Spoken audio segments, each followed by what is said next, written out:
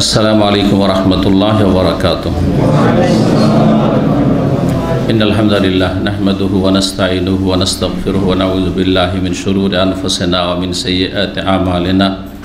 मैं यहदिहिल्लाहु फला मुदिल्ल लहु व मन युद्लिल फला हादिय लहु व अशहदु अन ला इलाहा इल्लल्लाहु वहदहु ला शरीका लहु व अशहदु अन्न मुहम्मदन अब्दुहु व रसूलुहु सल्लल्लाहु तआला अलैहि व अला आलिहि व सहबिहि व सल्लम तस्लीमन कसीरा। अम्मा बाद फ़क़द क़ाल इमामुल बुख़ारी रहमहुल्लाहु तआला बाबु सौम शाबान क़ाल हद्दसना अब्दुल्लाह इब्न यूसुफ़ क़ाल अख़बरना मालिकुन अन अबी नज़र अन अबी सलमत अन आयशा रज़ियल्लाहु अन्हा क़ालत कान रसूलुल्लाह सल्लल्लाहु अलैहि वसल्लम यसूम हत्ता नक़ूल ला युफ़्तिर।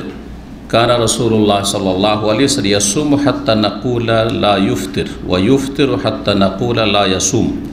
अमर आयतुन नबी सल्लल्लाहु अलैहि वसल्लम इस्तकमला सियाम शहरिन इल्ला रमज़ान अमर आयतुहु अक्सर सियामन मिन्हु फी शाबान। মহান আল্লাহর সমস্ত প্রশংসা, সালাত এবং সালাম নাজিল হোক প্রিয় রাসূল সাল্লাল্লাহু আলাইহি ওয়াসাল্লামের উপর। আজ জুমাবার 8ই শাবান 1443 হিজরি মোতাবেক 11ই মার্চ 2022 আমাদের ধারাবাহিক আলোচনা সহিহুল বুখারীর সিয়াম বা সওম বা রোজার পর্ব নম্বর 10। আজকে প্রথম যে অধ্যায়টি আসছে তা হচ্ছে শাবানের সিয়াম সম্পর্কে, রোজা সম্পর্কে। বর্তমান সময়ের সাথে আজকের অধ্যায়ের মিল আছে, যদিও গত বৃহস্পতিবার আগের বৃহস্পতিবার শাবানের সিয়াম রোজা সম্পর্কে বিষয়ভিত্তিক আলোচনা হয়েছে। গতকালকে বৃহস্পতিবারে যে আমাদের আলোচনা সেটাতে শাবানের বেদাত সম্পর্কে আলোচনা হয়েছে। এই দুটো আলোচনা গুরুত্বপূর্ণ, যারা এই সম্পর্কে জানতে চান জেনে নেবেন। যেটা আমাদের করণীয় শাবানের শুধুমাত্র অতিরিক্ত করণীয় সেটা হচ্ছে নফল সুন্নত বেশি বেশি সিয়াম পালন করা, রোজা রাখা। এর বেশি যা কিছু লোকেরা করে থাকে সবগুলি বেদাত। বিশেষভাবে যদি শাবানের সাথে সম্পর্কিত কোনো কিছু করে বা কোনো কিছু বিশ্বাস রাখে সে সবগুলি হচ্ছে বেদাত। বেদাত থেকে বেঁচে থাকা ফরজ, বেদাত করা হারাম। বেদাতি কর্মকাণ্ড কাবিরা গুনাহ, কাবিরা গুনাহ। ছোটো মনে করবেন না যে সওয়াবের আশাই করছি, এমন কোন দোষের কথা করলো, কাবিরা গুনাহ। যেমন চুরি, ডাকাতি, বেঈমানি, আত্মসাৎ হারাম, কাবিরা গুনাহ। ঠিক তেমনি বেদাত করা, শবে বরাত করা, হালুয়া রুটি করা, আর এইসব যতগুলি কাজ আছে সবগুলি হচ্ছে হারাম, কাবিরা গুনাহ। আল্লাহ যেন বেঁচে থাকার তৌফিক দান করেন। তো ইমাম বুখারী রাহিমাহুল্লাহ বলছেন 52 নম্বর অধ্যায় বাবু সওমে শাবান। এই অধ্যায় হচ্ছে শাবান মাসের রোজা বা সওম সম্পর্কে। হাদিস নম্বর 1969। ইমাম বুখারী রাহিমাহুল্লাহর উস্তাদ আব্দুল্লাহ বিন ইউসুফ রাহিমাহুল্লাহ মুহাদ্দিস, তার উস্তাদ হচ্ছেন ইমাম মালিক। চার প্রখ্যাত যে চার মাযহাবের ইমাম, তার অন্যতম ইমাম, মদিনার ইমাম, ইমাম মালিক বিন আনাস রাহিমাহুল্লাহ। তার ইমাম মালিক হচ্ছেন ইমাম বুখারীর ওস্তাদের ওস্তাদ, ওস্তাদের ওস্তাদ। জি।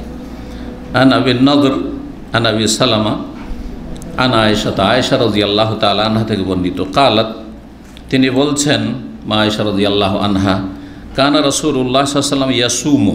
রাসূলুল্লাহ সাল্লাল্লাহু আলাইহি ওয়াসাল্লাম রোজা রাখতেন, সুন্নাত নফল রোজা রাখতেন, রেখেই যেতেন, দিনের পর দিন রেখেই যাচ্ছেন। হাত্তা নাকুল, এমনকি আমরা বলতাম তার এই একটানা অবিরাম রোজা রাখা দেখি চলেই যাচ্ছে, দিনের পর দিন রোজা রাখছেন। আমরা মনে মনে বলতাম যে লা ইফতার, তিনি আর দিনে মনে হয় পানাহারি করবেন না, রোজা ছাড়বেন না, গোটা মাস পুরা করেই দিবেন। হয়তো কখনো কখনো খুব বেশি অবিরাম নফল সুন্নত নবী সাল্লাল্লাহু আলাইহি ওয়াসাল্লাম রোজা রাখতেন, বিশেষ করে শাবান মাসে। আর অন্য মাসেও মাঝে মাঝে কয়েকদিন রোজা রাখছেন, আবার যখন ছাড়ছেন তো কয়েকদিন ছেড়েই দিচ্ছেন। ওই কথাটি বলছেন এখানে।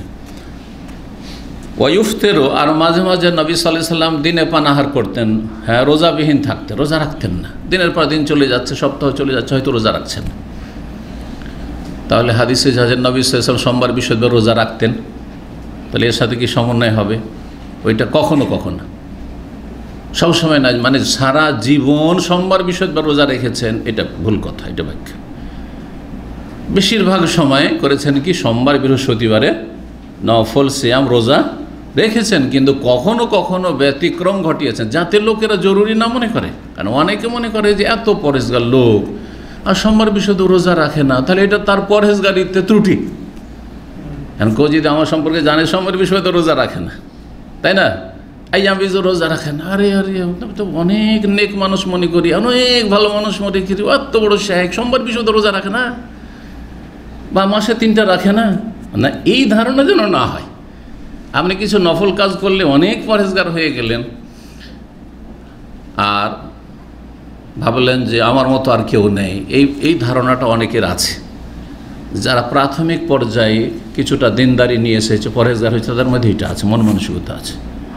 হতে পারে আপনার মধ্যে একটা গুণে খুব অ্যাডভান্স আপনি, কিন্তু বহু গুণ ইসলামের আছে, বহু বৈশিষ্ট্য আছে, সেগুলোর ক্ষেত্রে অনেক পিছিয়ে আছে, যেগুলি শুধু নফল নয়, ফরজ। অন্তরটাকে প্রতিটি মুসলিম ভাই বোন সম্পর্কে সাফ রাখা, পরিষ্কার রাখা, কারো সম্পর্কে হিংসা বিদ্বেষ নেই, কারো সম্পর্কে কুধারণা নেই, কারো সম্পর্কে নেগেটিভ ধারণা নেই, কারো অকল্যাণ হোক, কারো ক্ষতি হোক, হ্যাঁ, কেউ মরুক, কেউ অসুস্থ হয়েছে, যাক, এগুলো হারাম কাজ। হ্যাঁ, আর ফরজ কাজ হচ্ছে অন্তরটাকে কি করা, সাফ সুতরা রাখা, পরিষ্কার রাখা। ইল্লা মান আতাল্লাহ বিকালবিন সালিম, জান্নাতে ওরাই যেতে পারবে যাদের অন্তরটা পরিষ্কার। কোনো মুসলিম সম্পর্কে কোনো বিদ্বেষ শত্রুতা নিয়ে ঘুমাবেন না। রাত্রিবেলা গেলেন, অন্তরটা সাফ করে আরামে ঘুম আসবে, কোনো টেনশন থাকবে না। কিন্তু যারা কোনো আক্রোশ নিয়ে, কারোর উপর রাগ নিয়ে, কারোর উপর কোনো রকম বিদ্বেষ নিয়ে, হ্যাঁ, মনের জ্বালা নিয়ে যে ওরা এই তো বেড়ে গেল, এই হয়ে গেল, কখনো শান্তি পাবেন না। যাদের রাতে ঘুম আসে না, বিভিন্ন কারণ আছে, তার মধ্যে এটা একটা অন্যতম কারণ। অনেকের পারিবারিক সমস্যার কারণ, অনেকে প্রবাসে দূরে থাকা, পরিবার থেকে দূরে থাকা কারণ, আপনাদের অধিকাংশ ভাইদের এইরকম কারণগুলো আছে। অথবা আপনার ওয়াইফ ও স্বামী থেকে দূরে, তার জন্য হয়তো ঘুম আসে না, হইতে পারে, এগুলো হতেই পারে, স্বাভাবিক। কিন্তু অনেকের আছে সব ঠিকঠাক আছে, স্ত্রী আছে, ছেলে মেয়ে আছে, সব পরিবারে আছে, তারপরও শান্তি নেই, ঘুম আসে না। কারণ কি? আল্লাহর সাথে সম্পর্ক দুর্বল, বিভিন্ন পাপ তাকে, তার রূহকে, আত্মাকে অশান্তিতে রেখেছে, তার কলব অশান্তি ভোগ করছে। হ্যাঁ, রূহ আত্মাকে সে আহার দেয় না, শরীরকে আহার দিচ্ছে, আত্মাকে আহার দিচ্ছে না। আল্লাহর জিকির থেকে গাফেল হয়ে রয়েছে, বিভিন্ন পাপে জড়িয়ে আছে, অথবা কোনো মুসলিম ভাই বোন সম্পর্কে নেগেটিভ ধারণা আছে, বিদ্বেষ আছে, কোনো কিছু নিয়ে কষ্ট দিয়েছে। হয় মাফ করতে পারেন, মাফ করেন, না হয় আল্লাহর উপরে ছেড়ে দিয়ে, হ্যাঁ, সবুর করে নেন। আর সবুর করা মানে অন্তর থেকে পরিষ্কার, অন্তর থেকে দূরে করে দাও।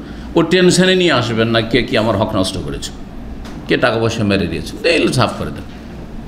জরুরি নয় যে আপনাকে ছাড়তে হবে, মাফ করতে হবে, এটাও জরুরি না। পারলে ভালো, না হলে পারলেন না, কিন্তু আল্লাহর কাছে নেব, আমি বলে দিয়েছি, আল্লাহ রাব্বুল হাওয়ালা করে দিই, যথেষ্ট আমার জন্য। কিন্তু রাত্রে আক্রোশ নিয়ে ঘুমাবো, ঘুম আসবে না? আসবে না। জি, তো যাই হোক, কথা না বাড়িয়ে আগে বাড়ি। কি বলছিলেন বা কি বলছিলাম? ইমাম বুখারী রাহিমাহুল্লাহ যে হাদিসটি এসেছেন, মা আয়েশা রাদিয়াল্লাহু আনহা বলছেন যে নবী সাল্লাল্লাহু আলাইহি ওয়াসাল্লাম মাঝে মাঝে রোজা ছেড়ে দিতেন, গোটা সপ্তাহ হয়তো রোজা রাখছেন না। হাত্তা নাকুল, আমরা মনে মনে বলতাম, লা ইয়াসুম, আর মনে হয় নফল রোজা রাখবেন না, সব রকম করতেন। ওমর আইতুন নবী সাল্লাল্লাহু আলাইহি ওয়াসাল্লাম ইস্তাকমালা সিয়াম শাহরিন ইল্লা রমাদান, আর নবী সাল্লাল্লাহু আলাইহি ওয়াসাল্লামকে কোনো মাস পূর্ণ রোজা রাখতে, সিয়াম পালন করতে দেখিনি, রমজান ছাড়া পূর্ণ মাস কোনো মাসে রোজা রাখেননি, এবং ঠিকও না। এটাকে সমুদ্দাহার বলা হয়। সামনে একটা চ্যাপ্টার আসছে, ইনশাআল্লাহ ওখানে বিস্তারিত আলোচনা করবো। সারা জীবন রোজা রাখা এটা ঠিক না, কমপক্ষে ঠিক না কথাটি হচ্ছে মোটা কথা, ওর মধ্যে একটু মানে বিস্তারিত আলোচনা আছে, ইখতিলাফ আছে ওলামাদের, ইনশাআল্লাহ ওইটাকে সামনে তুলে ধরব। গত সপ্তাহ বলেছি যে ঠিক না, কোনো কথা যদি বলি ঠিক না, সেটা মকরুহ হইতে পারে, আবার হারাম হইতে পারে। এটা সবসময় মনে রাখতে হবে। ঠিক না কথাতে দুটোই কথা শামিল, বোঝা গেছে? দাঁড়িয়ে পান করা ঠিক না, বলা যাবে না, ঠিক না, কিন্তু দাঁড়িয়ে পান করা হারাম না, ভিন্ন হয়ে গেল। ঠিক না, এর মধ্যে মাকরুহ অপছন্দনীয় আছে, আর নাজাইজও আছে, হারাম আছে। এই জন্য কখনো কখনো আমি খুব সূক্ষ্ম ভাষায় কথা বলি, আপনাকে ভাষাটা বুঝতে হবে, এবং ফোকাহারা এরকম বলেছেন। হ্যাঁ, ঠিক না, ঠিক না, মধ্যে দুটোই সামিল। জি। তো নবী সাল্লাল্লাহু আলাইহি সাল্লাম রমজান ছাড়া কোনো পূর্ণ মাসে রোজা রাখেননি। ওমা রাআইতুহু আকসারা সিয়ামান মিনহু ফি শাবান, আর নবী সাল্লাল্লাহু আলাইহি সাল্লামকে শাবানের চাইতে বেশি রোজা রাখতে, সিয়াম পালন করতে অন্য কোনো মাসে দেখিনি। তার মানে সবচাইতে বেশি নফল রোজা রেখেছেন কোন মাসে? শাবান মাসে। এটি সহিহ বুখারীর হাদিস যে নবী সাল্লাল্লাহু আলাইহি সাল্লামকে শাবানের চাইতে বেশি রোজা রাখতে অন্য কোনো মাসে দেখি নাই। এর আরেকটু ব্যাখ্যা সহিহ মুসলিমের হাদিসে রয়েছে। সে হাদিসে কি আছে? শেষ অংশটিতে ওয়াকানা ইয়াসুমু শাবানা ইল্লা কালিলা, নবী সাল্লাল্লাহু আলাইহি ওয়াসাল্লাম শাবানের অল্প কয়েকদিন ছাড়া সবগুলি দিন রোজা রাখতেন। ইল্লা কালিলা, অল্প কয়েকদিন ছাড়া, শেষ দিকে কয়েকদিন, 3 দিন, 5 দিন, 2-4 দিন, যাই হোক এইরকম রোজা রাখতেন না। কারণ 28-29 রোজা রাখা নিষেধ রয়েছে। রমজানের সাথে রোজাকে মিলিয়ে দেওয়া নিষেধ রয়েছে। একমাত্র কার জন্য পারমিশন আছে? যার বিশেষ কোনো দিনে বিগত তার লাইফে অভ্যাস আছে, যেমন সোমবার করে রোজা রাখা তার অভ্যাস, বৃহস্পতিবার করে রোজা রাখা তার অভ্যাস, আর বৃহস্পতিবার 30শে শাবান পড়লো বা 29শে শাবান পড়লো বা 28শে শাবান পড়লো, বৃহস্পতিবার অথবা সোমবার রাখবে না? রাখবে না, ওই লোক রাখবে। কিন্তু যাদের এই অভ্যাস নেই তারা 28, 29, 30 এই দিনগুলি শাবানের রোজা রাখবেন না, কারণ রমজানের সাথে রোজাকে শাবানের মেলানো যাবে না। তাহলে শাবানের অধিকাংশ দিনগুলিতে সিয়াম পালন করা কি বলবেন? হ্যাঁ, সুন্নাত না নফল? বলেন, সুন্নাত না নফল? সুন্নাত, মুস্তাহাব, নফলও বলতে পারেন। গতকালকে বলেছি নফল এই জন্য বলবেন যে নফল মানে অতিরিক্ত। কিসের অতিরিক্ত? ফরজের অতিরিক্ত। ফরজ না, ফরজ রোজা শুধু রমজান মাসে ফরজ। আর যদি কেউ মান্যত করে নেয় যে আল্লাহ যদি আমার ছেলেটা ভালো রেজাল্ট করে, পাস করে নেই, তো 5টা রোজা রাখবো, ফরজ হয়ে গেল। আল্লাহ আমার রুগীটা যদি ভালো হয়ে যায়, আমি 3টি রোজা রাখবো, ফরজ হয়ে গেল। তো ফরজ রোজা শুধু 2 রকম, বোঝা গেছে? ফরজ রোজা হচ্ছে 2 রকম, কি? রমজান আর মানতের রোজা। আর একটা রোজা আছে, সেটা হচ্ছে কাফারা রোজা। কাফারা আদায় করা ফরজ, যেহেতু কাফারা আদায় করা। আর কোনো কোনো কাফারাতে রোজা, যেমন কসমের কাফারায়, কিন্তু প্রথম খানের নয়। 10 মিসকিনকে খাবার দেবেন বা 10 মিসকিনকে কাপড় দেবেন। যদি এটা না পারেন তখন 3টি রোজা, তখন বলবো যে রোজা এক ফরজ। তাছাড়া যত রোজা আছে এগুলি ফরজের অতিরিক্ত, সেই জন্য এগুলো কি? নফল। তাহলে শাবানের রোজাকে নফল বলা যাবে না? যাবে না, নফল এই অর্থে। সুন্নত কেন বলা যাবে? যে নবী সাল্লাল্লাহু আলাইহি ওয়াসাল্লাম রেখেছেন, সুতরাং এই অর্থে সুন্নাত। সুতরাং কেউ যদি বলে শাবানের সুন্নত রোজা, আর সুন্নত মানে ভালো, তো মুস্তাহাব রোজা, মুস্তাহাব মানে ভালো, সেটাও ঠিক। আর যদি বলে নফল রোজা, তাও ঠিক। 1974 নম্বর হাদিস, মা আয়েশা রাদিয়াল্লাহু আনহা বর্ণনা করছেন, বলছেন লাম ইয়াকুনিন নবী সাল্লাল্লাহু আলাইহি ওয়াসাল্লাম ইয়াসুমু শাহরান আকসারা মিন শাবান, নবী সাল্লাল্লাহু আলাইহি ওয়াসাল্লাম শাবানের চাইতে বেশি কখনো রোজা রাখতেন না। ফাইন্নাহু কানা ইয়াসুমু শাবানা কুল্লাহ, নবী সাল্লাল্লাহু আলাইহি ওয়াসাল্লাম শাবানের সবগুলি দিনে রোজা রাখতেন। সবগুলি দিনে মানে অধিকাংশ দিনে, প্রায় দিনে। সব কথাটি প্রায়ের ক্ষেত্রে, অধিকাংশের ক্ষেত্রে আমরাও আমাদের ভাষাতে অলংকার হিসাবে ব্যবহার করি না? যারা দীর্ঘদিন ধরে প্রবাসে আছেন, দেশে গেলে কি বলে? সারা জীবনটা প্রবাসে কাটিয়ে দিলেন। সারা জীবন কাটিয়েছেন, 30 বছর বয়সে এসেছেন, 20টা বছর এখানে থেকেছেন, হ্যাঁ, আর মাঝে মাঝে ছুটি যাচ্ছেন আবার, তাহলে অধিকাংশ সময় তো দেশে কেটেছে। তারপরে কি বলছেন? সারা জীবনটা বিদেশে কাটিয়ে দিলেন, ঠিক না? তো এরকম বলি। হ্যাঁ, তো এখানে সব শাবানের ইয়াসুমু শাবানা কুল্লাহু মানে আকসারাহু, অধিকাংশ দিনে রোজা রাখতেন। ওয়াকানা ইয়াকুলু, এবং নবী সাল্লাল্লাহু এই কথাও বলতেন যে খুযু মিনাল আমালি মা তুতিকুন, তোমরা আমল গ্রহণ করো যতটা তোমাদের ক্ষমতাধীন, তোমাদের জন্য কি তোমাদের সাধ্যে রয়েছে। তোমরা যতটা শক্তি রাখো ততটা আমল গ্রহণ করো। নফল আমলের ক্ষেত্রে যতটা ক্ষমতা আছে ততটাই করেন, ক্ষমতার বাইরে ক্ষমতা দেখাতে যাবেন না। আর যেটা আর একটা ভালো দিক হচ্ছে, আর মুস্তাহাব দিক হচ্ছে যে যেটা নিয়মিত চালিয়ে যেতে পারে সেটাই করেন। তাই আপনি যদি তাহাজ্জুদ পড়েন অতিরিক্ত, মানে ফরজ ছাড়া, ফরজ তো পড়তে হবে, কিন্তু ধরেন তাহাজ্জুদ, নফল সুন্নাত নামাজ, সুন্নাতে মুআক্কাদা নবী সাল্লাল্লাহু আলাইহি ওয়াসাল্লাম পড়েছেন এবং অনেক ফজিলত আছে সুন্নাত। তো তাহাজ্জুদের নামাজ পড়েন, যদি 1 ঘন্টা পড়েন বা আধা ঘন্টা 40 মিনিট পড়েন, তো আপনি সারা জীবনটা চালিয়ে যেতে পারবেন। নিয়ম বানিয়ে নিলেন যে আমি ফজরের আজানের 1 ঘন্টা আগে অথবা 40 মিনিট আগে উঠে যাব। এইটা প্রায় লোকের জন্য সম্ভব, অসম্ভব কিছু না, অধিকাংশ মানুষের জন্য সম্ভব। কিন্তু যদি হঠাৎ করে আবেগে শুরু করেন ইবাদত বন্দেগী, যে আমি 3-4 ঘন্টা করে তাহাজ্জুদ পড়ব, 2 দিন 3 দিন চালালেন, আর তারপরে এমন হইলো, কোনো দিন এমনও হইলো যে এমন ঘুম চাপলো তাহাজ্জুদের পরে যে ফজরই ছুটে গেল, সূর্য উঠে গেল। আর কখনো কখনো হচ্ছে যে তাহাজ্জুদ তো 3-4 ঘন্টা পড়লেন, কিন্তু ডিউটিতে গিয়ে আর কাজ করতে পারছেন না, তখন ঠকামি শুরু করলেন, বেতনটাও হালাল হয়েছে না, হবে না, হবে না। এই জন্য নবী সাল্লাল্লাহু আলাইহি ওয়াসাল্লাম বলেছেন যে সব দিকের ব্যালেন্সগুলো ঠিক রাখবে। যতটা আমল চালিয়ে যেতে পারো, শরীরের ওপর বেশি কুপ্রভাব পড়বে না, তোমার ফরজ দায়িত্বে কোনো রকমের হবে, গাফিলতি হবে না, অবহেলা হবে না, সবগুলি ঠিক রেখে যে আমলটা করতে পারো সহজসাধ্য সেটা করো। খুযু মিনাল আমালে মা তুতিকুন, তোমরা আমল অতটাই নেও যতটা তোমরা ক্ষমতা রাখো, শক্তি রাখো। তাকাতুন থেকে তুতিকুন। ফাইনাল্লাহ লা ইয়ামাল্লু হাত্তা তামাল্লু, কারণ আল্লাহ রাব্বুল আলামিন শাব্দিক অর্থ করি ক্লান্ত হন না, বিরক্ত হন না, হাত্তা যতক্ষণ তোমরা ক্লান্ত না হবে, পরিশ্রান্ত না হবে। আর তোমরা আমল করতে করতে এমন হয়ে গেল যে বিরক্তি চলে আসলো বা ক্লান্তি চলে, আর পারলে না, অপারগ হয়ে গেলে। কিন্তু তুমি যদি চালিয়ে যেতে পারো, বেশি নফল আমল তো আল্লাহ নেকি দিতে ক্লান্ত হন না, নেকি দিতে বিরক্তি বোধ করেন না। বোঝা গেছে? এটা শাব্দিক অর্থ, যদিও এর ভাব অর্থ আল্লাহ রাব্বুল আলামিন কখনো ক্লান্ত হন না। আমাসানা মিন লুগুব, আল্লাহ বলছেন যে আমি যে এত সৃষ্টি করেছি, আর কুল্লা ইয়াউমিন হুয়া ফি শান, প্রতিদিন আল্লাহ রাব্বুল আদেশ নিষেধ চলতি আছে। একসাথে কত লোক দোয়া করছে আল্লাহর কাছে, একসাথে কত লোক দোয়া করছে চিন্তা করেন তো, পৃথিবীতে চিন্তা করেন, একসাথে কতটা হাত আল্লাহর সামনে উঠছে, আর কত রকমের দরখাস্ত একসাথে হচ্ছে, আর কত ভাষা দিয়ে চাওয়া হচ্ছে। আমরা 2-3টা ভাষার বেশি বুঝি না, যারা খুব বেশি বুঝি আমাদের অনেকে প্রশংসা করে যে আমি 4-5টা ভাষা বুঝি। ও মাশাআল্লাহ, আপনি উর্দুও জানেন, তো হিন্দিও জানেন, আপনি বাংলাও জানেন, আপনি আরবিও জানেন, মাশাআল্লাহ, আপনি ইংলিশও বুঝেন। বাবারে, এতগুলি ভাষা, কেউ তো 2টা ভাষা বুঝে না, ঠিক না? চিন্তা করেন, তাই আল্লাহ রাব্বুল আলামিন সারা দুনিয়াতে কতগুলি ভাষা আছে, আবার এক এক ভাষাতে কত রকমের আঞ্চলিক ভাষা আছে, যে এক অঞ্চলের লোক আর অঞ্চলের ভাষা বুঝে না। শুদ্ধ বাংলা যারা বুঝে তারা চিটাঙের বাংলা বুঝে না, সিলেটি বাংলা অনেকে বুঝে না, নোয়াখালী বুঝে না, ঠিক না? হা করে তাকিয়ে থাকে। সব নিজের নিজের ভাষায় দোয়া করছে না, করছে না?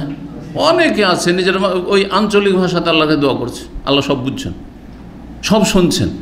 আচ্ছা, 2টো লোক যদি 2 দিক থেকে আমার সাথে কথা বলে, যেমন কিছুক্ষণ আগে দেখছি এদিক থেকেও কথা বলছে, আমার সাথে ওই দিক থেকে কথা বলছে, আমি শুনবো কারটা, ওই এদিকেও শুনছি আবার এদিকেও শুনছি, হয় না এটা। 2 জন লোক যদি আমার 2 কানে কথা বলে, তো বিরক্তির কারণ, আর আমি একটাও বুঝি না ওরটাও বুঝি না, এইদিকে তাল দিলে ওইদিকে ছুটে, ওইদিকে তাল দিলে ওইদিকে ছুটে। সুবহানাল্লাহ, কত দুর্বল, চিন্তা করেছেন?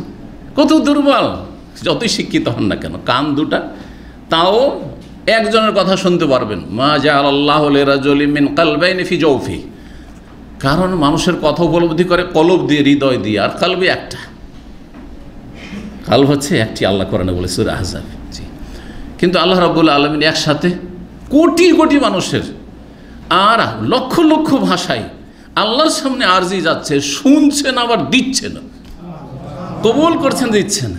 সুবহানাল্লাহ। ফাবিআইয়ি আলাই রাব্বিকা ফাবিআইয়ি আলাই রাব্বিকুমা তুকাযিবান, আল্লাহর কোন নিয়ামতকে তোমরা তুচ্ছ মনে করবে, অস্বীকার করবে, ছোট মনে করবে? সুবহানাল্লাহ, চিন্তা করুন। জি,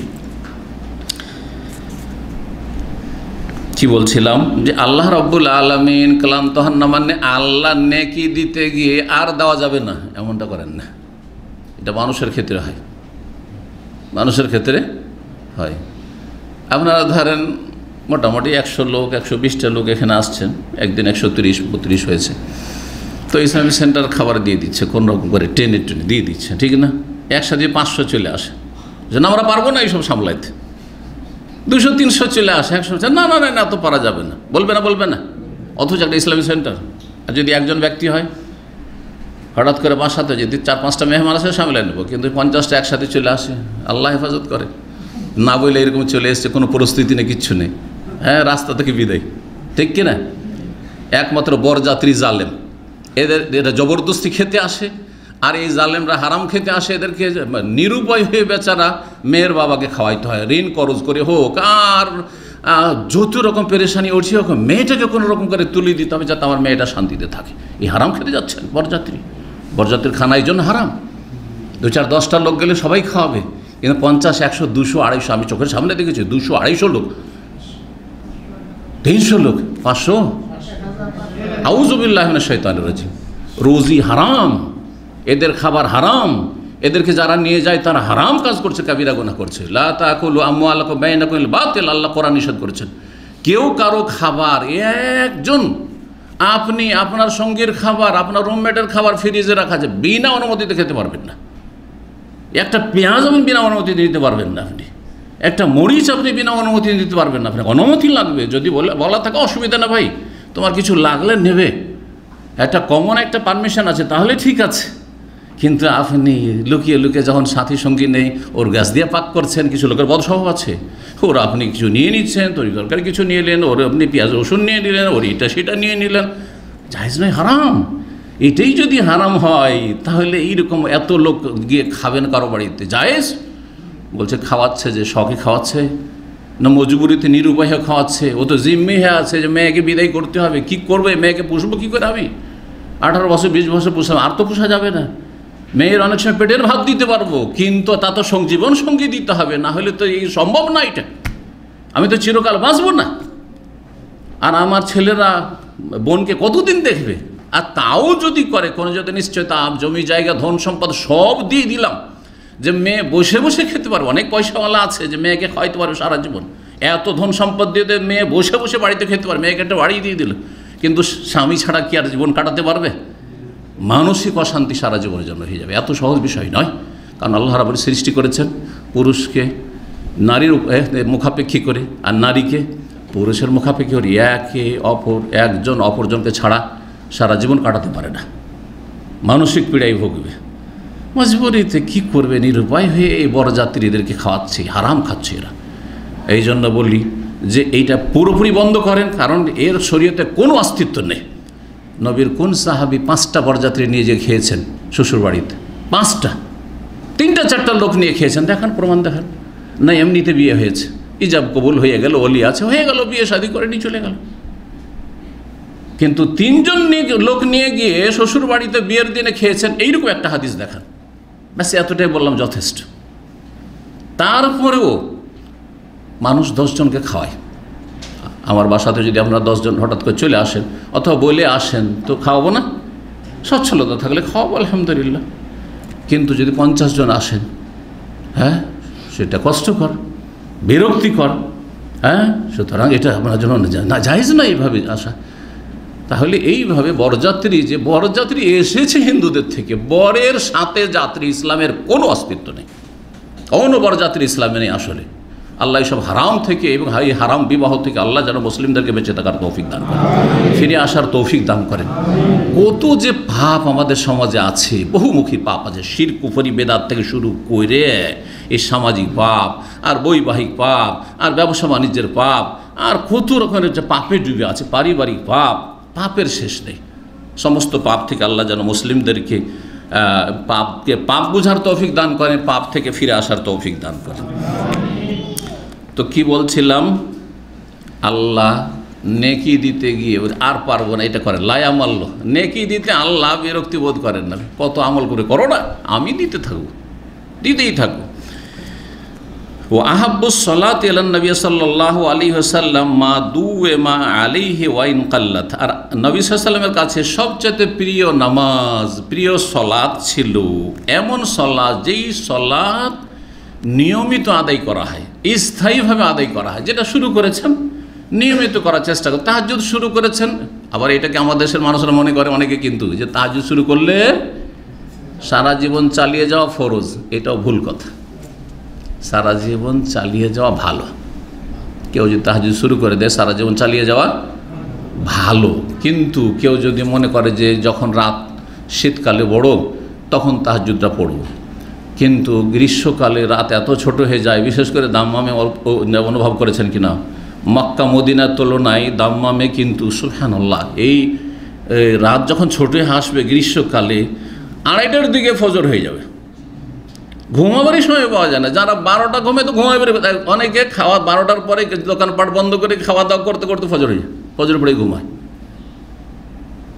আর শীতকালে গিয়ে 5টা পার হয়ে যাচ্ছে ফজর আজান হইতে, কোথায় 2:30 কোথায় 5। কিন্তু মক্কা মদিনাতে এইরকমটা হয় না। এই জন্য মক্কা মদিনার সাথে আমাদের পার্থক্য অনেক সময় 1 ঘন্টার মতো হয়ে যায়, 1 ঘন্টার বেশি, অনেক সময় 1 ঘন্টা, পাক্কা 1 ঘন্টা পার্থক্য হয়ে যায়। তো এই বিষয়টি অনেকেই হয়তো অনুভব করেছেন। ছোট রাতগুলোতে আমি তাহাজ্জুদ পড়ব না, বড় রাতে পড়ব, জায়েজ নয়? অবশ্যই জায়েজ।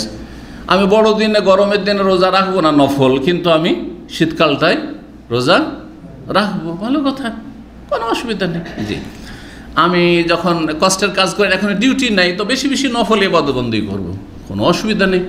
ডিউটি হার্ড ডিউটি চলছে, সুতরাং সেটা আমি কমিয়ে দেবো নফল ইবাদত, কোনো অসুবিধা নেই। কিন্তু উত্তম হচ্ছে যদি কোনো আমল শুরু করেন সেটাকে চালিয়ে যাওয়ার চেষ্টা করা।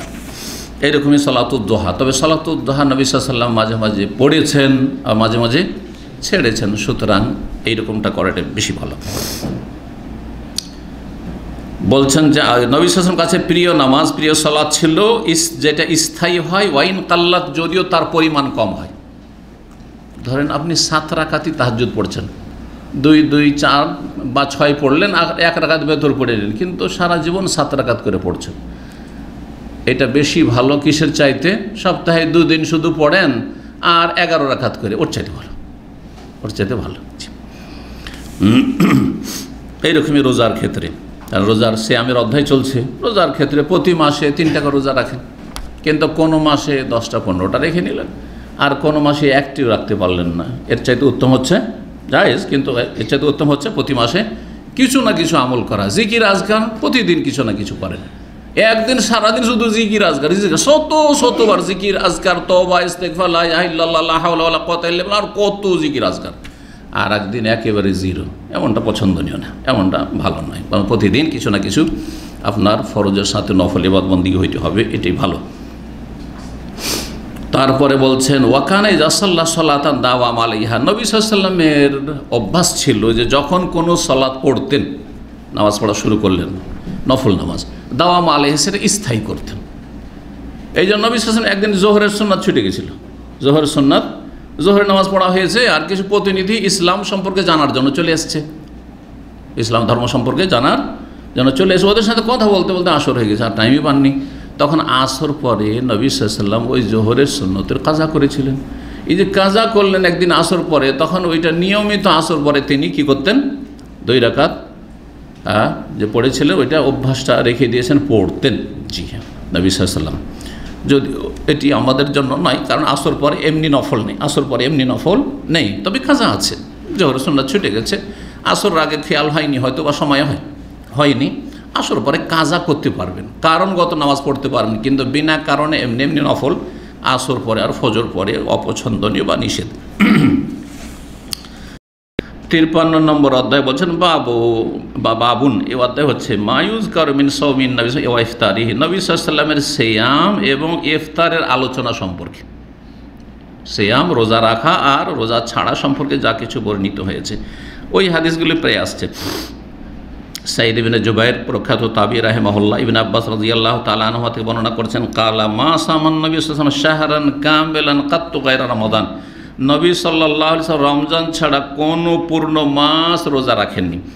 ওয়ায়াসুম হাত্তা ইয়াকুল আল কায়রুল্লাহ ওয়াল্লাহি লা ইফতিরু, নবী সাল্লাল্লাহু আলাইহি ওয়াসাল্লাম রোজা রেখেই যেতেন নফল, এমনকি বলনেওয়ালা বলতো যে আল্লাহর কসম মনে হয় তিনি আর রোজা ছাড়বেন না, গোটা মাসটাই মনে হয় রোজা রাখবেন, নফল রোজা। ওয়াইফতিরু, মাঝে মাঝে রোজা ছাড়তেন। হাত্তা ইয়াকুল আল কায়েল, বলনেওয়ালা বলতো লা ওয়াল্লাহি, আল্লাহর কসম করে বলছি, লা ইয়াসুম, আর মনে হয় নফল রোজা তিনি রাখবেন না। তো করা যায় ক্ষেত্র বিশেষে, কখনো কখনো নবী সাল্লাল্লাহু আলাইহি ওয়াসাল্লাম জেহাদ, সফর আর বিভিন্ন কাজে ব্যস্ত, অথবা রাখছেন না, কারণ নবী সাল্লাল্লাহু আলাইহি ওয়াসাল্লাম শিখাই দিয়েছেন যাতে মানুষ তার কাছ থেকে শিখে রাখে যে নফলের ক্ষেত্রে কখনো কখনো একটু নফল বেশি করছি, কখনো একটু কম করছি। হ্যাঁ, এটা জায়েজ করার জন্য এরকম করেছেন। 1972 নম্বর হাদিস, আনাস রাদিয়াল্লাহু তাআলা আনহু বর্ণনা করছেন, বলছেন কানা রাসূল ইফতির মিনাশ শাহরি, রাসূলুল্লাহ সাল্লাল্লাহু আলাইহি ওয়াসাল্লাম মাসে রোজাবিহীন থাকতেন। হাত্তা নাজুন, আমরা ধারণা করতাম আল্লাহ ইয়াসুমা মিনহু, এই মাসে মনে হয় রোজা তিনি রাখবেন না, গোটা মাসটা প্রায় শেষ হয়ে যাচ্ছে, রোজা রাখছেন না। ওয়া ইয়াসুম, আর মাঝে মাঝে রোজা যে শুরু করলেন তো রোজা হাত্তা নাজুন, আর আমরা ধারণা করতাম আল্লাহ ইফতিরা মিনহু শাইআন, মনে হয় এই মাসের কোন রোজা ছাড়বেন না, সবগুলি মনে হয় রেখেই নেবেন। বিশেষ করে শাবান এটা করতেন, কারণ শাবান সম্পর্কে আলোচনা চলছে, তারপরে আলোচনা। ওয়ালা নাইম, তারপরে কি বলছেন, ওয়াকান আল্লাহ তাশা ও তারাহু মিনাল্লাইল মুসাল্লিয়ান ইল্লা রাআইতাহু, আর নবী সাল্লাল্লাহু আলাইহি ওয়াসাল্লাম এমন ছিলেন যে তুমি যদি তাকে রাত্রে নামাজরত অবস্থায়, সলাতরত অবস্থায় দেখতে চাইতে, ইল্লা রাআইতাহু, তাহলে দেখতে পেতে। কারণ কখনো দেখতে চাইতেন যে নবী সাল্লাল্লাহু আলাইহি ওয়াসাল্লাম কী অবস্থায় আছেন, দেখি গিয়ে যে নামাজ পড়ছেন, মানে তাহাজ্জুদ পড়ছেন, দীর্ঘ সময় ধরে তাহাজ্জুদ পড়ছেন। আবার মাঝে মাঝে মনটা চাইতো নবী সাল্লাল্লাহু আলাইহি ওয়াসাল্লাম ঘুমান কিনা, মনে হয় ঘুমান না নাকি, দেখি তো ঘুমান কিনা, গিয়ে দেখি নবী সাল্লাল্লাহু আলাইহি ওয়াসাল্লাম ঘুমাচ্ছেন। এটা পরিবারের লোকেরা, বাইরের লোকেরা তার গিয়ে দেখবে না, কিন্তু হ্যাঁ পরিবারে যারা আছে তারা এই বিষয়টি জানতে পারতো। আনাস রাদিয়াল্লাহু তাআলা আনহু ছোট ছেলে এবং নবী সাল্লাল্লাহু আলাইহি ওয়াসাল্লামের খাদেম, সুতরাং ঘরের খবরটাও রাখতেন। জি, এই খবরগুলো বলছেন। ওয়ালা নাইমান, আর যদি কেউ ঘুমন্ত অবস্থায় নবী সাল্লাল্লাহু আলাইহি ওয়াসাল্লামকে দেখতে চাইতো, ইল্লা রাআইতাহু, তাহলে সে দেখতে পেত। তার মানে নবী সাল্লাল্লাহু আলাইহি ওয়াসাল্লাম রাত্রে ঘুমাতেনও, আবার তাহাজ্জুদও পড়তেন। এমন নয় যে তাহাজ্জুদ এমন ধরো যে সারা রাত জাগবো, এমনটা করতেন না নবী সাল্লাল্লাহু আলাইহি ওয়াসাল্লাম। রাতে ঘুমাইতেন, আবার শরীরে হক দিতেন, আবার নামাজও পড়তেন। জি, কখনও প্রথম রাতে পড়ে নিতেন, কখনো মাঝরাতে তাহাজ্জুদ পড়তেন, কখনও শেষ রাতে পড়তেন, কিন্তু শেষ জামানায় নবী সাল্লাল্লাহু আলাইহি ওয়াসাল্লামের শেষ বয়সে শেষ রাতেই তাহাজ্জুদটা পড়তেন, আর দীর্ঘ সময় ধরে পড়তেন। নবী সাল্লাল্লাহু আলাইহি ওয়াসাল্লামের তাহাজ্জুদের কোয়ালিটি কয় রকম ছিল, কে বলতে পারে? কয় রকম? 3 রকম। শান্ত, মাশাআল্লাহ, 3 রকম। সূরা মুজাম্মিলে বয়ান করা হয়েছে, তাফসীরগুলো শুনবেন তাহলে। কি বলেছেন আল্লাহ রাব্বুল আলামিন? 1/3 3 ভাগের 1 ভাগ রাতকে ভাগ করে, মাগরিব থেকে ফজরের আজান পর্যন্ত 3 ভাগের ভাগ করেন। 3 ভাগের 1 ভাগ, না হলে অর্ধেক, না হলে 2/3 2/3, 6 ঘন্টা, 4 ঘন্টা, না হলে 3 ঘন্টা কমপক্ষে। এইরকম রাত হিসাবে, রাত বড় হলে বেশি সময়, একটু রাত ছোট হলে একটু কম সময়। 1900 কি বলছেন তারপরে? হ্যাঁ, হুমায়দ বলছেন আন্নাহু সালা আনাসান ফিস সাওম, রোজা সম্পর্কে আনাসকে তিনি জিজ্ঞাসা করেছেন। আনাসের ছাত্র হুমায়দ আত-তাওয়িল। 1973 নম্বর হাদিস, আনাস রাদিয়াল্লাহু তাআলা আনহুকে জিজ্ঞাসা করছেন হুমায়দ আন সিয়ামিন নবী সাল্লাল্লাহু আলাইহি ওয়াসাল্লাম, নবী সাল্লাল্লাহু আলাইহি ওয়াসাল্লাম রোজা সম্পর্কে। ফাকালা মা কুনতু উহিব্বু আন আরাহু মিনাশ শাহরি সায়মান ইল্লা রাআইতুহু, নবী সাল্লাল্লাহু আলাইহি ওয়াসাল্লামকে আমি রোজা অবস্থায় দেখা পছন্দ করতাম, তো দেখতাম যে রোজাতি আছে। ওয়ালা মুফতিরান ইল্লা রাআইতু, আর যখন আমি চাইতাম যে নবী সাল্লাল্লাহু আলাইহি ওয়াসাল্লাম দিনে পানাহার করে কিনা একটু দেখি তো ইল্লা, সেটাও দেখতে পেতাম। মানে সব রকম করতেন, মাঝে মাঝে রোজা ছাড়তেন, মাঝে মাঝে রোজা রাখতেন নফল। ওয়ালা মিনাল লাইলি কায়িমান ইল্লা রাআইতু, আর নবী সাল্লাল্লাহু আলাইহি ওয়াসাল্লামকে রাত্রে তাহাজ্জুদ অবস্থায় দেখতে মনটা চাইতো, তো দেখতে পেতাম যে তাহাজ্জুদ পড়ছেন। ওয়ালা নাইমান, কখনো কখনো ঘুমের অবস্থায় যে নবী সাল্লাল্লাহু আলাইহি ওয়াসাল্লাম ঘুমান কিনা দেখি তো ইল্লা রাআইতু, তাও দেখতে পেতাম।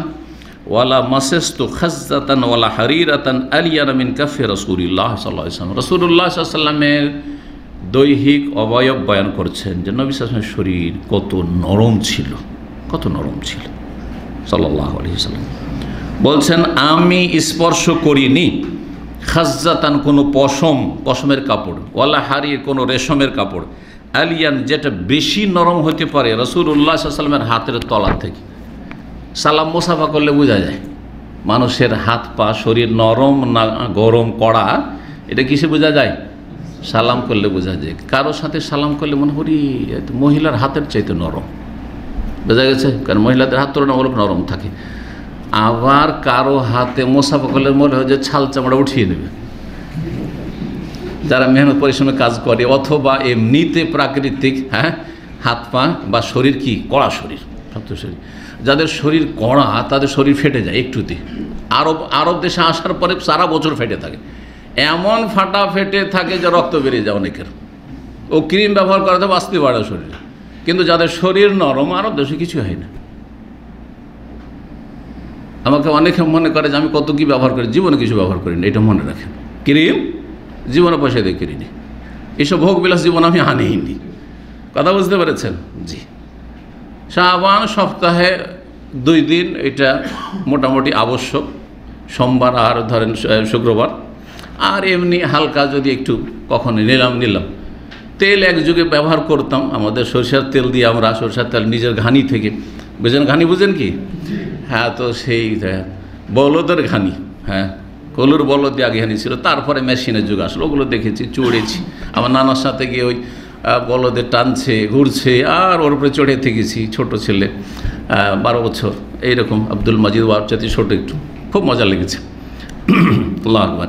তো তখন ব্যবহার করেছি, একসময় ব্যবহার করেছি, তারপর ছাত্র জীবন থেকে ও তেলও ছেড়েছি, হ্যাঁ মাঝে মধ্যে কখনো হয়তো কোনো সময়। তো কিন্তু আলহামদুলিল্লাহ তো এটা আল্লাহর উপর সৃষ্টি, এতে কোনো গৌরবের কিছু নাই। কারো শরীর নরম, ওটাও প্রাকৃতিক, কারো শরীর শক্ত। মহিলাদের অধিকাংশ ক্ষেত্রে শরীর নরম থাকে, কিন্তু কোনো মহিলার শরীর পুরুষের চাইতে বেশি একবার হাইনটা কড়া থাকে, বাপরে শক্ত থাকে। জি। তো নবী সাল্লাল্লাহু আলাইহি ওয়াসাল্লামের হাত কেমন ছিল বা শরীর? অত্যন্ত নরম ছিল, রেশমের চাইতে, পশমের চাইতে, পশম না অর্থে পশমের কাপড়, রেশমের কাপড় কত সফট, কত নরম, ওর চাইতে নরম ছিল। ওয়ালা শামেম তো মিসকাতান ওয়ালা আবিরাতান, বলছেন আমি কখনো সঙ্গিনী, সাম্মায়াসম মানে ঘ্রাণ নেওয়া, আমি কখনো ঘ্রাণ নিইনি, মিসকাতান কোনো মিস্ক, মৃগনাভি থেকে যে দামি মূল্যবান সুগন্ধি, ওইটাকে মিস্ক বলা হয়। ওয়ালা আবিরাতান, আর না কোনো আম্বার মাছ একটা আছে, ওই মাছ থেকে মূল্যবান যে পৃথিবীর মধ্যে এই 2 রকম। আর একটি হচ্ছে কাঠ থেকে, যেটা আগর কাঠ, আগর কাঠ, যেটা উদে হিন্দি বলে পরিচিত আরবদের কাছে, আরবরা জ্বালায় যে, এর মধ্যে অনেক দামি দামি কাঠ রয়েছে। এই 3টি সেন্ট বা সুগন্ধি সবচেয়ে দামি পৃথিবীর মধ্যে, আর বাকি সবগুলি আজকাল তো কেমিক্যালের যুগ। বলছেন আমি কখনো ঘ্রাণ নিইনি, মিসকাতান কোনো মিস্কের, মৃগনাভি থেকে তৈরি মূল্যবান আতরের, ওয়ালা আবিরাতান না কোনো আম্বারের, আতিয়া বা যেটা অতি সুগন্ধময় হতে পারে, মিন রায়াহাতে রাসূলুল্লাহ সাল্লাল্লাহু রাসূলুল্লাহের শরীরের ঘ্রাণ চাইতে, এই নবী সাল্লাল্লাহু আলাইহি ওয়াসাল্লামের শরীরে যে ঘ্রাণটা ছিল সেটা কিভাবে ছিল আর কোথা থেকে ছিল, সেটা কি প্রাকৃতিক, ন্যাচারাল?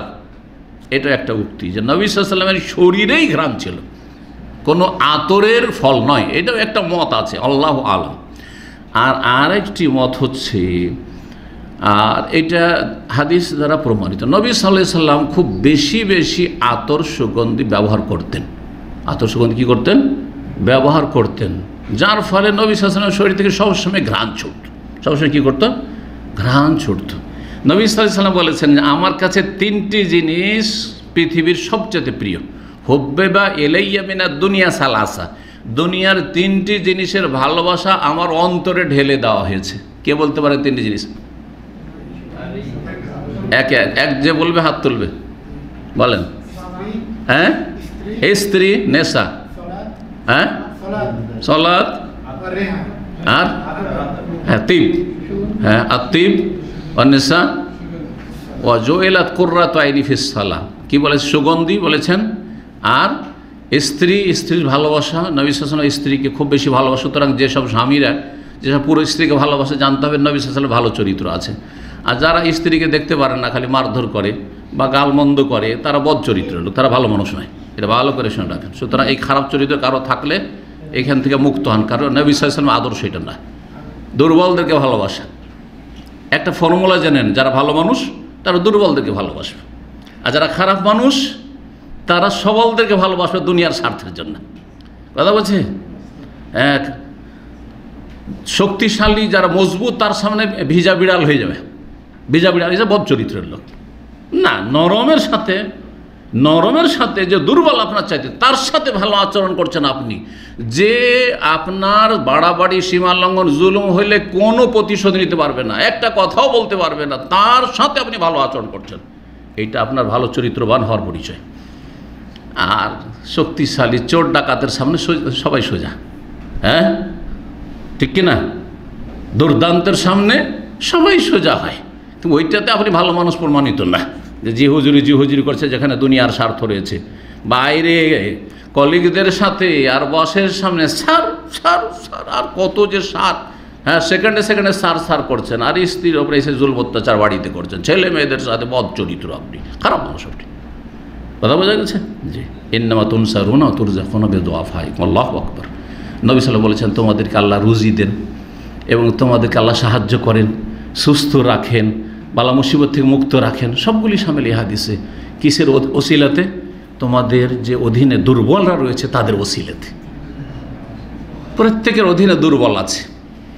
আপনার স্ত্রী দুর্বল আপনার তুলনায়, আপনার ছেলেমেয়েরা দুর্বল, আপনার কচিকাচারা দুর্বল, তাদেরকে খাওয়াইতে হচ্ছে আর তাদের জন্য কত কষ্ট করতে হচ্ছে। তারপরে আপনার ছোট ভাই বোন থাকে দুর্বল, আপনার তালাকপ্রাপ্ত বোন থাকে দুর্বল, বিধবা বোন এসে আছে আপনার বাড়িতে দুর্বল, এইভাবে সমাজের গরিবরা আছে দুর্বল, অসহায় দুর্গত বিধবা ইয়েতিম এরা সমাজের দুর্বল। এদেরকে যদি দেখাশোনা করেন, যত বেশি দেখাশোনা করবেন তত বেশি আল্লাহ কী করবেন? রুজি দেবেন আর সাহায্য করবেন। জি, সুতরাং এই ভালো চরিত্র নিয়ে আসার চেষ্টা করবেন, এতে আপনি শান্তিতে থাকবেন। মানুষ দান করলে শান্তিতে থাকে, পরীক্ষা করে দেখবেন। আপনি যত দান করবেন তত মনটাতে শান্তি থাকবে। উফ, আলহামদুলিল্লাহ আমি কিছু করতে পারলাম, আমি মানুষের উপকার করতে পারলাম, আমি মানুষের পাশে দাঁড়াইতে পারলাম, আলহামদুলিল্লাহ আমি তো 3 বার খেতে পাচ্ছি, কিন্তু একবারও পাই না, একে কত কষ্টে আছে, আমি তো সুস্থ আছি, চলাফেরা করছি, চলতে পারে না। এইসব লোকের চিকিৎসার ব্যবস্থা নেই। আমার তো যদি লাখ লাখ টাকা লাগে চিকিৎসার জন্য তাও ব্যবস্থা হয়ে যাবে আলহামদুলিল্লাহ, কিন্তু অন্যের তো 10টা টাকা নেই। তাহলে এইভাবে চিন্তা করতে হবে, তাহলে আল্লাহ রুজি দেবেন, তাহলে আল্লাহ রাব্বুর সাহায্য করবেন, আল্লাহ তাহলে হেফাজতে রাখবেন। ওতে শান্তিতে, মানসিক শান্তি বড় শান্তি। আসলে পয়সাতে কোনোদিন শান্তি দেয় না, মানসিক শান্তি হচ্ছে বড় শান্তি। মানুষের উপকার করতে পারলে মানসিক শান্তি হয়, যে আমি কিছু করতে পারলাম জীবনে। জি, আল্লাহ যেন তৌফিক দান করেন।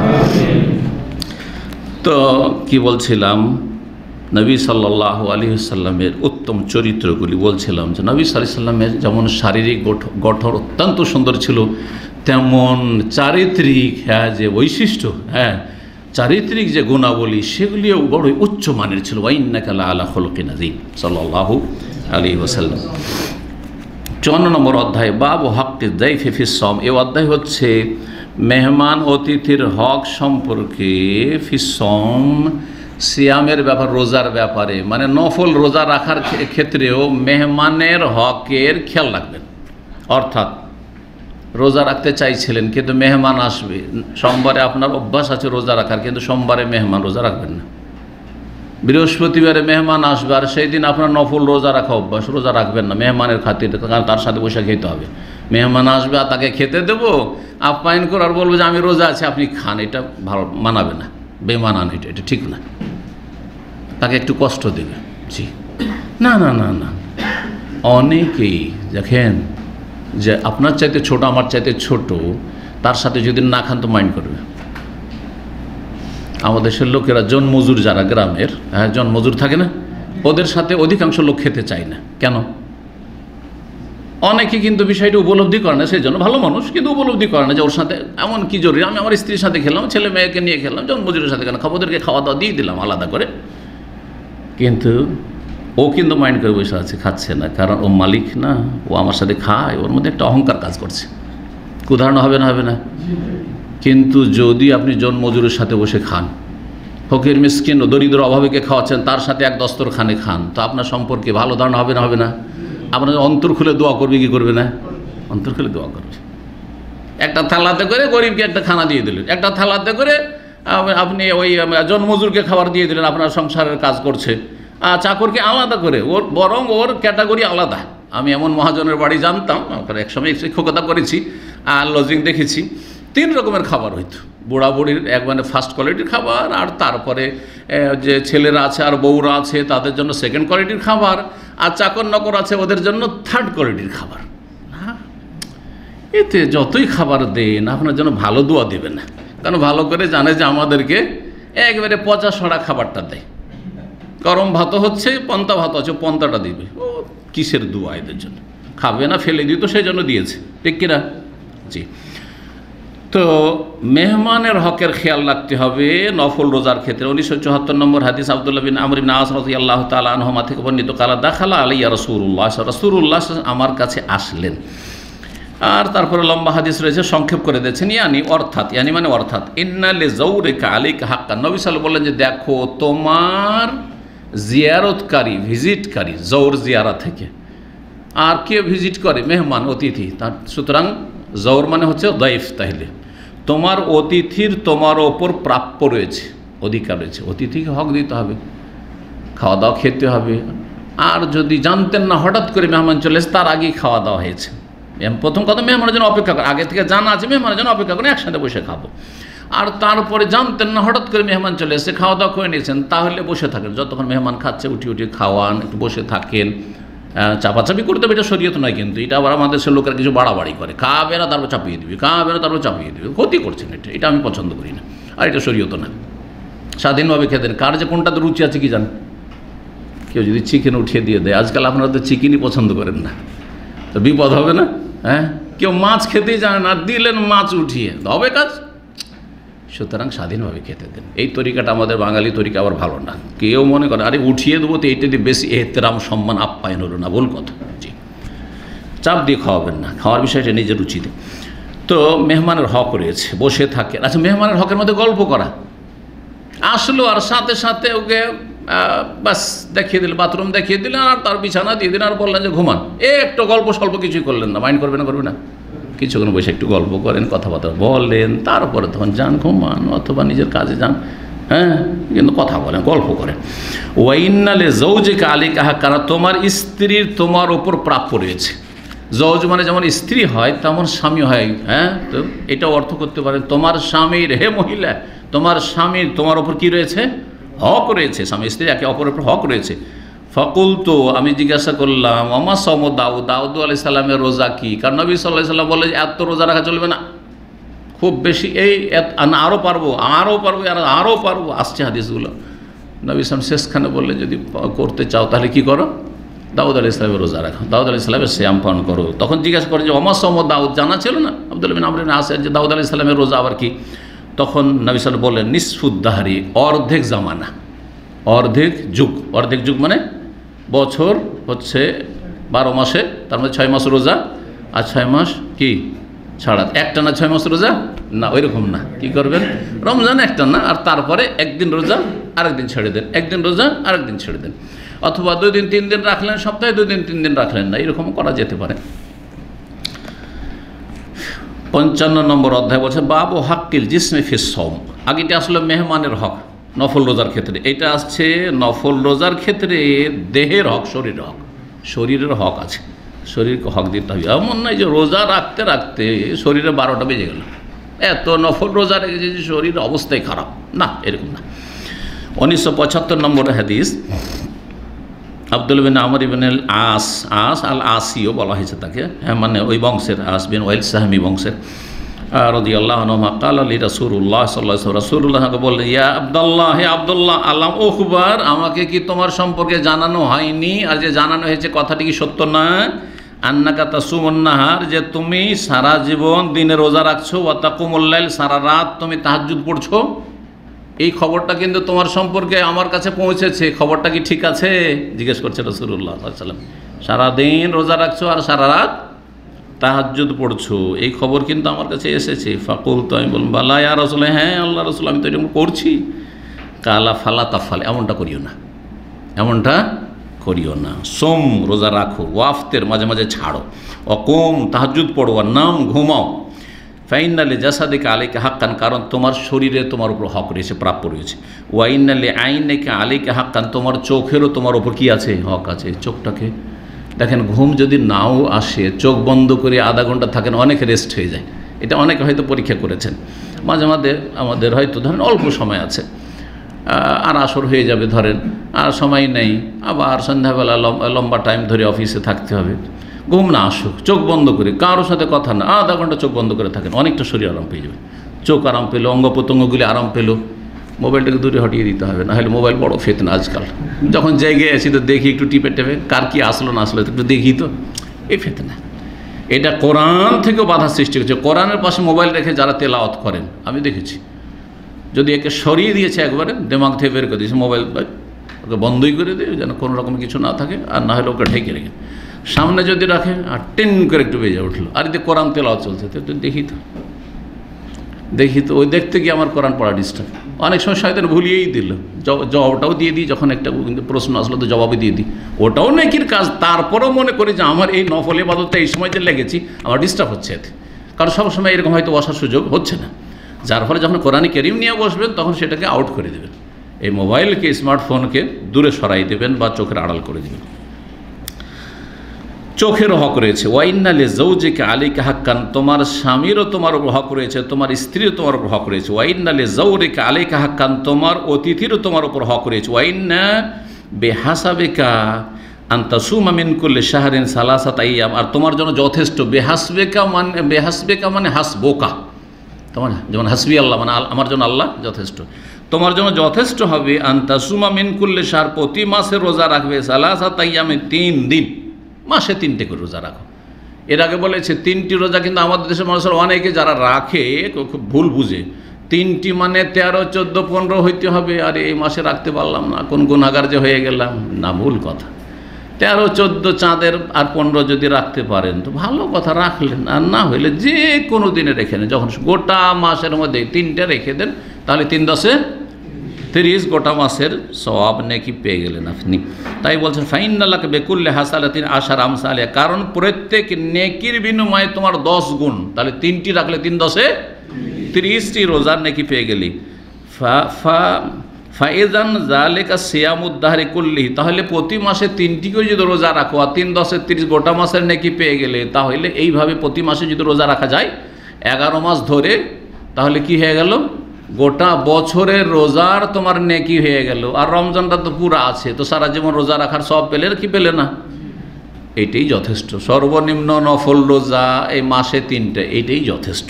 জি, এতে সব দিকের ব্যালেন্সটা ঠিক থাকবে। ফাশুদ্দিদ আলাইয়া, আব্দুল্লাহ বিন আমর বিন আস আবেগী ছিলেন এবং ইবাদত বন্দেগীতে অত্যন্ত উদ্গ্রীব ছিলেন, আগ্রহী ছিলেন। তিনি বলছেন যে আমি তখন কঠিন হয়ে গেলাম, না ইয়া রাসূলুল্লাহ, আমি 3টা রাখবো গোটা মাসে, আরও পারবো, আমি আরও পারবো, ইন্নী আজিদু বিকুওয়াতান, আমার আরও শক্তি আছে, আরও শক্তি আছে, আপনি কি বলেন, আমি আরও পারবো।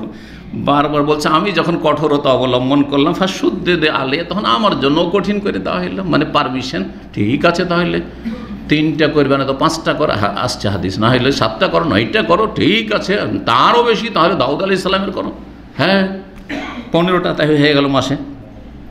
কুলতু ইয়া রাসূলুল্লাহ, আমি বললাম ইন্নী আজিদু কুওয়াতান, যে চলে এসছে, আমি আমার শক্তি অনুভব করছি, আরও শক্তি আছে, আমার ক্ষমতা আছে। ফাসুম সিয়ামা নবী ইল্লাহি দাউদ আলাইহিস সালাম, তাহলে তুমি আল্লাহর নবী দাউদ আলাইহিস সালামের সিয়াম রোজা রাখো, ওয়ালা তাজিদ আলাই, এর বেশি কিন্তু করিও না, মাসে 15টার বেশি রোজা রাখিও না, একমাত্র শাবান ছাড়া, কিন্তু শাবান ব্যতিক্রম, শাবানে 20টা 25টা কোনো অসুবিধা নেই, রাখেন, শাবান ব্যতিক্রম। জি, কুলতু, আমি বললাম আমা সিয়াম নবী আল্লাহ দাউদ আলাইহিস সালাম, আল্লাহর নবী দাউদ আলাইহিস সালামের সিয়াম রোজা আবার কি ইয়া রাসূলুল্লাহ, কালা নিসফুদ্দাহর, অর্ধেক জামানা, অর্ধেক জামানা, অর্ধযুগ। ওয়াকান আব্দুল্লাহ ইয়াকুল, আব্দুল্লাহ বিন আমর বিন আস পরে বলতেন, বাদামা কাবেরা, বার্ধক্যে পৌঁছে যাওয়ার পর, বার্ধক্যে উপনীত হওয়ার পর বা বুড়ো হয়ে যাওয়ার পর কি বলতেন, ইয়া লাইতানি, হাই, কি বলতেন, হাই কাবেল তো রুখসাতান নবী সাল্লাল্লাহু আলাইহি সাল্লাম, যদি নবী সাল্লাল্লাহু আলাইহি সাল্লামের ছাড়টা আমি সাদরে গ্রহণ করে নিতাম, কত না ভালো হইতো। নবী সাল্লাল্লাহু আলাইহি সাল্লাম বলছে 3টি, ওই 3টাই যদি করতাম, 5টা ওই 5টাই মাসে করতাম, 7টাই করতাম, তাও ভালো হইতো আমার জন্য। কারণ বার্ধক্যে অনেক কষ্ট করতে হয়েছে, দৃষ্টিশক্তি চলে গেছে, শরীর একবারে ক্ষীণ হয়ে গেছে, বিছানা ধুয়ে নিতে হয়েছে, আর নিজের কাজগুলি নিজে সারতে পারছেন না, মুখাপেক্ষী হয়ে গেছেন। পরে আমাদের পেশাব পায়খানার জন্য কারো যদি মুখাপেক্ষী হয়, ওর চাইতে অনেক ভালো যে সুস্থ থেকে দুনিয়া থেকে চলে যাবেন। আমি সবসময় আল্লাহর কাছে দোয়া করি যে আল্লাহ কারো যেন একদিনও মুখাপেক্ষী না হইতে হয়, সুস্থ থেকে আল্লাহর কাছে চলে যায়। জি, এটা সবচেয়ে ভালো, এটা আল্লাহর বড় নিয়ামত একটা দুনিয়ার। 1976 নম্বর হাদিস। জি, আব্দুল্লাহ বিন আমর, ওই হাদিসটা এসছে, কারণ উখবেরা রাসূলুল্লাহ সাল্লাল্লাহু আলাইহি ওয়াসাল্লাম আন্নী আকুল, রাসূলুল্লাহ সাল্লাল্লাহু আলাইহি ওয়াসাল্লামকে জানিয়ে দেওয়া হয়েছে, কেউ রিপোর্ট করে দিয়েছেন নবী সাল্লাল্লাহু আলাইহি ওয়াসাল্লামের কাছে যে জানেন আব্দুল্লাহ বিন আমর বিন আস কিন্তু নফল রোজা আর তাহাজ্জুদে খুব বাড়াবাড়ি করছে, এত বেশি নফল পড়ছে, আর এত বেশি রাত জাগছে, আর এত বেশি রোজা রাখছে নফল। জানিয়ে দেওয়া হয়েছে। কি বলেছিলেন তিনি? এই কথাটি, তার এই উক্তিটি পৌঁছিয়ে দেওয়া হয়েছে। ওয়াল্লাহি, আব্দুল্লাহ বিন আমর বলছেন, আল্লাহর কসম করে বলছেন, লা আসুমান্নান নাহারা ওয়ালা আকুমান্নাল লাইলা মা ইশতু, যতদিন বাঁচব আমি সারা রাত তাহাজ্জুদ পড়ব আর সারা জীবন কি করব? রোজা রাখবো, সিয়াম পালন করব। এই কথাটি তিনি, এই বক্তব্য যে বলেছেন নিজের সম্পর্কে, এই কথাটি নবী সাল্লাল্লাহু আলাইহি ওয়াসাল্লামের কাছে পৌঁছে দেওয়া হয়েছে যে এইরকম বলছে, কি এটা কি শরীয়তে এলাও? ফাকুলতু লাহু, নবী সাল্লাল্লাহু আলাইহি ওয়াসাল্লাম জিজ্ঞাসা করলেন যে এইরকমটা কিন্তু পৌঁছেছে তোমার সম্পর্কের পর। তখন বলছেন আব্দুল্লাহ বিন আমর যে আমি নবী সাল্লাল্লাহু আলাইহি ওয়াসাল্লাম বললাম যে কাদ কুলতুহু বে আবি আনতা ওয়া উম্মি, আমার মাতা পিতা আপনার ওপর কোরবান হোক, উৎসর্গ হোক, আমি কিন্তু এই কথা বলেছি। স্বীকার করলেন যে হ্যাঁ আমি এরকম কথা বলেছি। কালা ফাইন্নাকা লা তাস্তাতিউ যালিকা, এটা পারবে না তুমি, এমনটা করিও না। সারা জীবন রোজা রাখবে আর সারা রাত জাগবে আর তাহাজ্জুদ পড়বে, এটা করিও না, নিষেধ করলেন। হিতাকাঙ্ক্ষী হয়ে নিষেধ করলেন ফাসুম, রোজা রাখো, ওয়াফতের মাঝে মাঝে ছাড়ো, অকুম, রাত্রে তাহাজ্জুদও পড়ো আর নাম আর ঘুমাও, অসুম মিনাশ শাহরে সালাসাত আইয়াম, মাসে 3টা করে রোজা রাখো। তারপরে বলছেন 3টি রাখলে কি হয়? ফাইনাল হাসানাতে বি আশরি আমসালিহা, নেকি 10 গুণ হয়ে যাওয়া। যালিকা মিসলু সিয়ামিদ দাহরি, এটাই হচ্ছে সারা জীবনে রোজা রাখা। 3টা করে রোজা রাখলেই সারা জীবনে রোজা রাখার সওয়াব পেয়ে গেলে। তারপরে কি বলছেন? কুলতু, আব্দুল বিন আমর বলছেন যে ইন্নি অতীকো আফজাল মিন যালিকা ইয়া রাসূলুল্লাহ, আমি তো এর চাইতে বেশি পারবো, আমি তো এর চাইতে বেশি পারবো। কালা ফাসুম, কি বললেন তারপরে? ফাসুম ইয়াওমান ও আফতার ইয়াওমাইন, একদিন তাহলে রোজা রাখো আর 2 দিন পানাহার করো। হ্যাঁ, তার মানে 12 মাসের মধ্যে 3 ভাগ করেন, 4 মাস রোজা রাখো আর 8 মাস রোজাবিহীন থাকো, এরকম। তারপরে বলছেন কুলতু, আমি বললাম এন্নি অতীকা আফজাল মিন যালিকা, আমি এর চাইতে বেশি পারবো, এর চাইতে বেশি পারবো। কালা ফাসুম ইয়াওমান ওয়া আফতির ইয়াওমান, তাহলে একদিন রোজা রাখো, একদিন রোজা ছাড়ো। ফাযালিকা সিয়ামু দাউদ আলাইহিস সালাম, এটি হচ্ছে দাউদ আলাইহিস সালামের সুন্নতি রোজা, তার তরিকা আদর্শ। ওয়া হুয়া আফজালুস সিয়াম, এটি হচ্ছে সবচেয়ে উৎকৃষ্ট রোজা, নফল রোজা। এর চাইতে উত্তম হতে পারে না, এর চাইতে উত্তম রোজা হতে পারে না বলছেন। ফাকালান নবী, তারপরে দরখাস্ত বলছেন আব্দুল্লাহ বিন আমর, ইন্নী অতীকা আফজাল মিন যালিক ইয়া রাসূলুল্লাহ, এর চাইতে বেশি পারবো আমি, মানে 6 মাসের চাইতে বেশি পারবো, আরও পারমিশন দেন। ফাকালান নবী সাল্লাল্লাহু আলাইহি ওয়াসাল্লাম, তখন বললেন আফজাল মিন, এর চাইতে উত্তম কিছু নেই, এর চাইতে উত্তম কিছু নেই। তার মানে এর চাইতে বেশি কেউ যদি রাখে তো উত্তম নয়। এই হাদিস দ্বারা বোঝা গেল কি গেল না? হাদিস শেষ, এখন মাসলাটা ক্লিয়ার করি। বলেছিলাম যে বিস্তারিত বলবো। আমি কি বলেছি? যে সারা জীবনে রোজা রাখা, কি বলেছি? ঠিক নয় কথাটা বলেছি, মনে আছে? ঠিক নয়। এখন সারা জীবন কেউ যদি রোজা রাখে, মানে গোটা মাস রোজা রাখলো, রমজান তো ফরজ আর বাকিগুলো সুন্নত নফল, গোটা মাস রাখতে আছে, গোটা মাস যদি রাখে, তো এর হুকুম কি? এই ক্ষেত্রে ওলামাদের 3টি মত পাওয়া যায়, 3টি মত পাওয়া যায়। একটি মত হচ্ছে মাকরুহ, কি?